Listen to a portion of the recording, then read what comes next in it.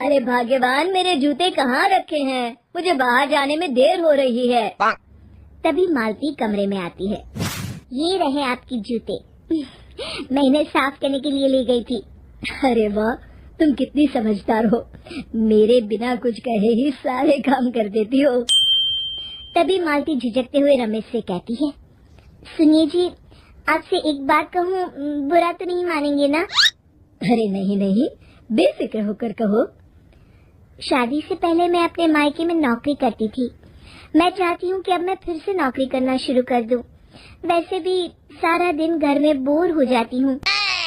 देखो मालती, तुम्हारे नौकरी करने से मुझे कोई एतराज नहीं है, लेकिन तुम्हें एक बात बता दूं, हमारे खानदान में आज तक कभी किसी औरत ने नौकरी नहीं की। फिर भी एक बार तुम माँ से पूछ कर देखो, अगर वो तुम्हें नौकरी करने की इजाजत दे देती है तो अच्छी बात है। रमेश वहाँ से चला जाता है। फिर उसी शाम मालती अपनी सास के पैर दबा रही होती है। तभी उसकी सास मालती से कहती है, अरे क्या बात है बहू, आज तो ठीक तरह से मेरे पैर नहीं दबा रही। किसी ख्याल में खोई पड़ी है क्या? मैं भी तो जानूं आखिर बात क्या है। दरअसल वो माँ जी। अरे हाँ हाँ बोलो, इतना सोच क्यों रही हो?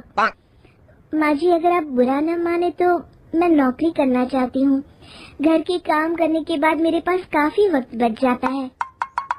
मालती की ये बात सुनकर उसकी सास गुस्से में कहती है, अरे बहू, तेरी तबीयत तो ठीक है ना? आज ये कैसी बहकी बातें कर रही है? भला हमारे खानदान में आज तक कभी किसी औरत ने नौकरी की है जो तू नौकरी करने की बात कर रही है, हैं? अरे बहू, तू क्या रिश्तेदारी में हमारी नाक कटाना चाहती है?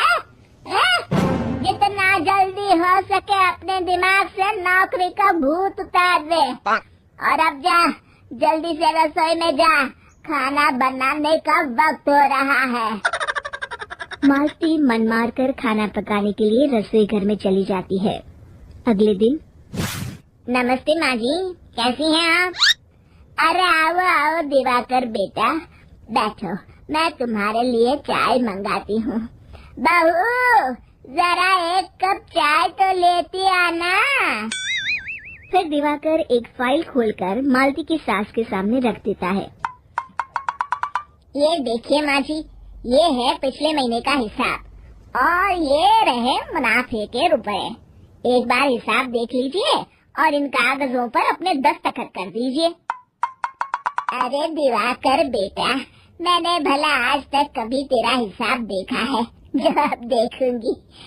ला बता, कहाँ दस्तखत करूं?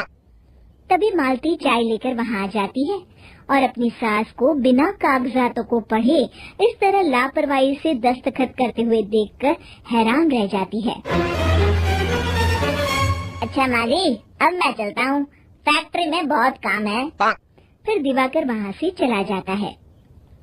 कुछ दिनों बाद मालती बाजार में कुछ सामान खरीद रही होती है। तभी एक बूढ़ा आदमी उसे आवाज देता है, अरे मालती बेटी, कैसी हो? मुझे पहचाना? मैं तुम्हारी कंपनी में मुनीम का काम करता हूँ। हाँ चाचा जी, मैं आपको बिल्कुल पहचानती हूँ। कहिए, कैसे हैं आप? मैं तो ठीक हूँ। कंपनी में कुछ भी ठीक नहीं चल रहा, यहाँ तक कि हमें ठीक वक्त पर तनख्वाह भी नहीं मिलती। ये आप क्या कह रहे हैं? अब क्या बताऊँ, आप लोग तो कभी हिसाब किताब देखने दफ्तर आते नहीं। मेरी मानो तो एक बार आप लोग दफ्तर आकर सारा हिसाब किताब देख लो, आपको असलियत पता चल जाएगी। अच्छा बेटी, अब मैं चलता हूँ, देर हो रही है। फिर वो बूढ़ा वहाँ से चला जाता है।